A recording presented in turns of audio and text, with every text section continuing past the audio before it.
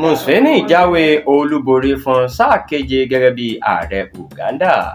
Ààrẹ orílẹ̀-èdè Uganda Yoweri Museveni ti jáwé olúborí nínú ìdìbò àpapọ̀ tí wọ́n ṣe ní orílẹ̀-èdè náà, eléyìí tí wọ́n mú bẹ̀rẹ̀ sáà keje rẹ̀ lọ́fíìsì gẹ́gẹ́ bí ààrẹ.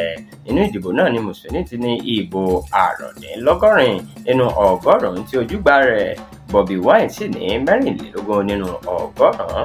Gẹ́gẹ́ bí ìròyìn ṣe gbọ́, ìdìbò ọ̀hún ni wọ́n sọ pé ó kún fún màgòmágó àti èrú tí àwọn ẹgbẹ́ alátakò sì ń lérí sí ara wọn.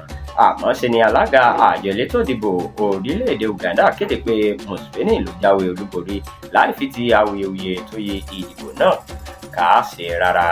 Museveni ní ìròyìn jẹ́ kó di mímọ̀ pé ó ti wà níjọba láti ọdún 1986 tí ó sì ti rẹ́sẹ̀ wálẹ̀ dáadáa nínú òṣèlú orílẹ̀-èdè náà.